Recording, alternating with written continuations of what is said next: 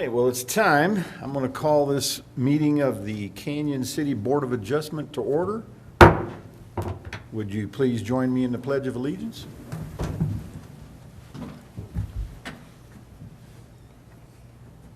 I pledge allegiance to the flag of the United States of America and to the republic for which it stands, one nation, under God, indivisible, with liberty and justice for all. All right. Denise, could I get you to call roll, please? Certainly. Good afternoon. Chairman Clark, Here. Board Member Randy Smith, Here. Member Darrell Robinson, Here. Member Robert Willett, Here. Member Daniel Dick. Present. Thank you. Thank you.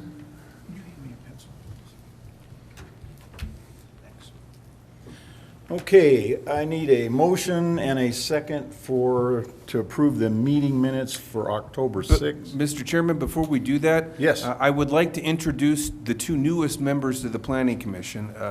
Mr. Daniel Dick, who actually was appointed in January and was here for the meeting that we had to continue last month. And then our newest member was actually appointed last night by council, Mr. Darrell Robinson. And I apologize, Mr. Robinson, we have not gotten a plaque made with your name on it yet. No problem.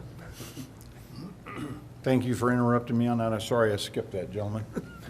Okay, so let's go back to where I was. Can I get a motion and a second to approve the meeting minutes for October 6th of 2020 and January 5th of 2021 if there are no changes?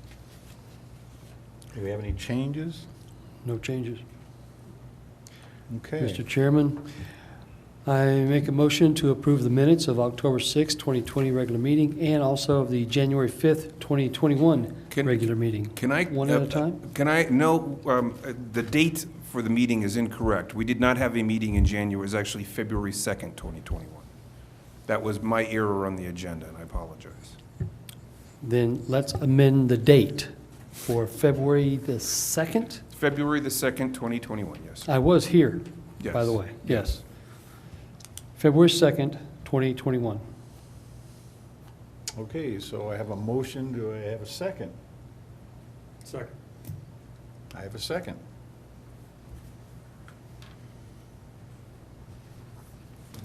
Denise, will you call roll, please? Certainly. Randy Smith, Here. Robert Willett, Here. Chairman Clark, Here. Darrell Robinson, Aye. Daniel Dick. Here. Well, we don't have anything on the public agenda for tonight, so I guess we'll have Patrick with an announcement.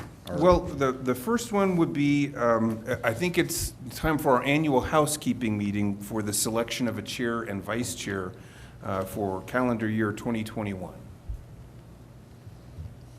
And we do that by slip ballot? You would do it by slip ballot if there's more than one nomination for a position. Okay. Can we make our nominations for chair and vice chair? Yes. Just to get it started, I would like to nominate Gary Clark for chairman for Board of Adjustment for the year 2021. Second. Any other nominations for chairman? Mm-mm. Okay.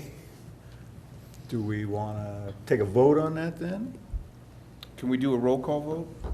We can. Would you please do that? Board Member Smith, Here, aye. Board Member Willett, Aye. Chairman Clark. I'll accept it. Board Member Robinson Aye. and Board Member Dick. Yes. All right, well, that settles that part. I guess we need a nomination for vice chairman then. Anybody have any recommendations or? Would anybody like to volunteer to be vice chair? I recommend you. I knew you were going to do that. And I second that recommendation and turn it into a nomination. Well, he didn't say no, so I nominate. Okay, yes, that's fine. If it's all right, yeah. Any other nominations? Well, I guess, would you call roll then, Denise? Chairman Clark, Aye. Board Member Willett, Aye. Board Member Smith, Aye. Board Member Darrell Robinson, Aye. and Board Member Daniel Dick. Aye. So that settles that, too. Okay, everybody got a copy of the annual meeting for next year The schedule? Board of Adjustment dates for application for variances and the hearing date it correspondingly goes to are on this page here. And you will not have seen this prior to this evening, but that is the schedule of regular meeting dates for this calendar year. And to the extent that we don't have variance applications come in by a deadline, I will let you know that the meeting for the following month is therefore canceled. I do have one question. I think we talked about this once before. How much advance notice do you need for someone that's not going to be here? I know one of those dates I'm definitely not going to be here. If you could give me at least a couple of weeks' notice, that would be All great. right, yeah, I can give you, Okay? okay. Anybody else? Okay. Okay, I guess you're up, Patrick, with that, our role as the board. Yes, so I thought, given that we have two new board members, this would be a good time to dust off and represent this, this training session that I actually created and presented to the Board of Adjustment when we were in the middle of our pandemic lockdowns last May. So this was only done virtually previously, but I have the full presentation here for you now in person, and you can obviously ask me questions if you'd like. So the point of this presentation is to discuss the role of the Board of Adjustment in considering variance processes. So with the Board of Adjustment, you have zoning, which in this flow chart here represents annexation and zoning or rezoning of a property. Then you have the actual development of land, which will include various forms of subdivision that we have and various forms of site plan or plot plan. Now, variances occur when a conflict exists between zoning and the subdivision or site planning of a parcel. This conflict has to be of such a degree that strict conformance to the requirements of the zoning or the development standards of the code would otherwise render the property unavailable to be developed. The American Planning Association defines variance as a request to depart from the literal requirements of the zoning ordinance. This can include things like relief from setbacks, height limits, parking requirements, landscape requirements, or some other specific performance requirement. Now, the acid test when it comes to variances is the existence of a hardship about the property. Hardship cannot be measured in financial terms. You can't ask for a variance because, well, I don't want to pay for my parking lot because to have it paid because that's too expensive. A variance can't be defined by the cost of something. Items that do potentially qualify as hardships include lots which are otherwise too small under what would be the existing zoning, lots with unusual shapes or topography, lots with significant historical resources that the city has prioritized we really want to preserve, or lots with protected wildlife habitat or other unique vegetation, such as riparian areas, that we would like to see preserved, and therefore make sure that development avoids disturbing those. Now, every variance granted has the potential to create a precedent. I know our legal counsel, Catherine Sellers, would say, well, the precedent issue shouldn't be first and foremost in your mind when you're considering this. But as the city planner, I have to be cognizant of this, because anytime a variance gets approved, the circumstances surrounding that variance create an exception in the code. That's sort of like a hole punch that you put into the code and your ability to enforce it. And if you do enough hole punches, eventually your code isn't worth the paper it's written on because you can't enforce it at all.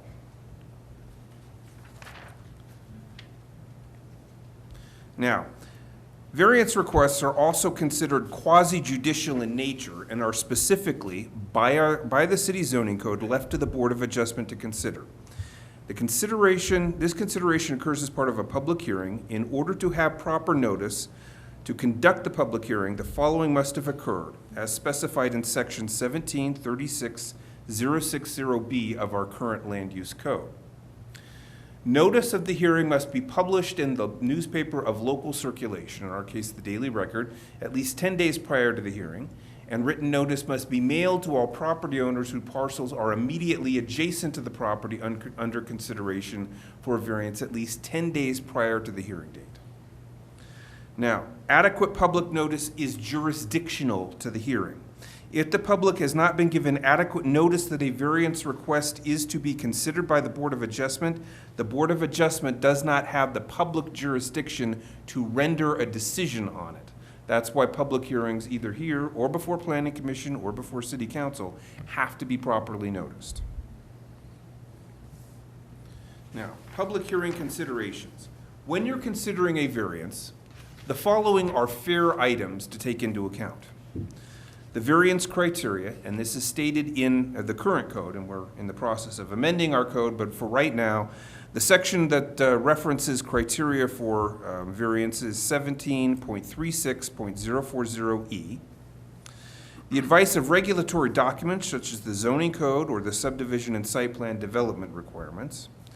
The points raised by members of the public either for or against the application during the public hearing. The quality of the proposal, how well or not it answers questions and depicts the applicant's case for hardship.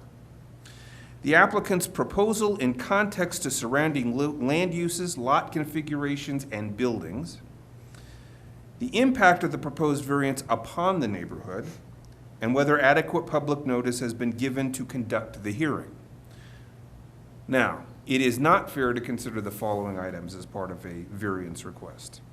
The money spent on the preparation of the application materials or in advocacy for or against this project, whether they've canvassed the neighborhood, whether they've hired local attorneys to write letters to send to neighbors, none of that can factor into your decision.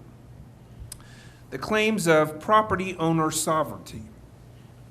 The applicant's time spent in Canyon City prior to submitting an application. If the person has been a lifelong resident of the city or if they've only moved here within the last couple of months, that's irrelevant to the nature of the variance requests.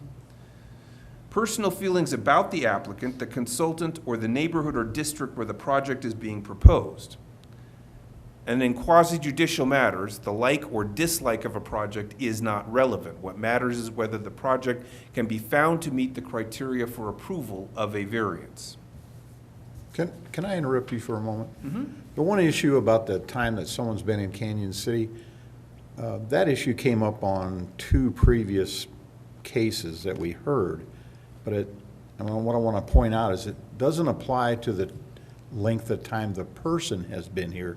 It's the length of time the property's been involved in whatever that variance may be. Yes, that is very true. An activity, a use, or an aspect of the way the property has laid itself out over the years can in fact create a situation where you may have a legal nonconformity that got established by the fact that no one rectified the situation. A good example of that is what we call adverse possession. This is where someone has effectively moved a fence or something that was supposed to sit exactly on a property line, but in fact went a few feet into a property line. If the property owner whose property has effectively been taken by that doesn't do anything over a period of 18 years, that's considered to have been a successful taking. It's been adversely possessed by the neighbor. So yes, you're correct. The situation pertaining to the use of the property is relevant. The applicant's time in residence in the community is not. Now, at the conclusion of a public hearing, the Board of Adjustment is the decision-making matters for variances. The decision of the board is final. There is no appeal to a Board of Adjustment decision except to the courts. An applicant can't say, well, I wanted to have a public hearing before council because council never hears Board of Adjustment and never hears variance requests. The Board of Adjustment has 4 options when it's considering how to dispose of a project following a public hearing. You can continue the request to a date certain in the future. You can approve the request, you can approve it with reasonable conditions, or you can deny the request. Now, whatever the action is, unless it's a continuance to a date certain, it's important to cite findings of fact in in any kind of a variance decision. Not only does this provide a context to the decision, they can help to limit the precedent that's being set so that everyone who wants to have a 3-foot encroachment into a setback doesn't automatically get it. They have to sort of meet the same sort of criteria, such as a lot that's triangular in shape, or a lot that has this interesting kind of topography that makes building on it so much more difficult. Now, ideally, granting variances should be rare and should only be based on the specific hardship conditions that may exist on a parcel.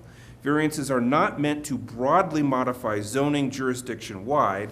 If that's what the goal is, what the applicant should be doing is petitioning to have the zone district changed so that the change would affect everyone who's in R1 or R2, for example. Now, because of that, variance requests tend to be fairly rare.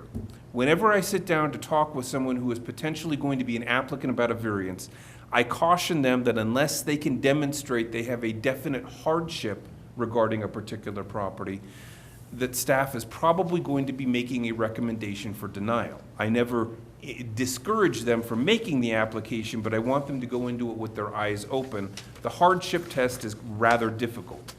Because of that, we actually get very few variance requests in a year. It is not unknown for the Board of Adjustment to go several months between meetings where there is no activity, unless we need to call a meeting to have a conversation about a particular aspect of zoning or some news about the Board of Adjustment that is going to be important. You are also, once the new building codes come into effect, going to be the appeals board for anyone who wants to modify a building code requirement. Now, those are also extremely rare, and to the extent that we ever have building code variance requests come forward, my colleague Kathy Olsch, the building official, will be providing you all with training on the specific issue of the building code that's in question, whether there are reasonable alternatives that can be applied to the situation. And that will obviously be something that comes to you at such time as we get a building code variance request. So with that, the staff presentation is concluded. I'm certainly happy to answer any questions that the Board of Adjustment may have. Again, I'd like to thank you all. It's been very nice finally getting a full Board of Adjustment assembled. May I ask a question? You betcha. Thank you. Daniel has a question. Yes, when presenting a request for variance, do you lay out the criteria for the board Yes. that has to be met, and if they have been met or not? If they have all been met, then we really don't have a choice but to approve it. Isn't that correct? You're correct. Now, when I give my presentation, and I believe Chairman Clark and Board Member Smith can attest to the fact that when I give presentations at Planning Commission, they're usually quite thorough in terms of the summary of the facts regarding the request. I do the same thing when it comes to variance requests.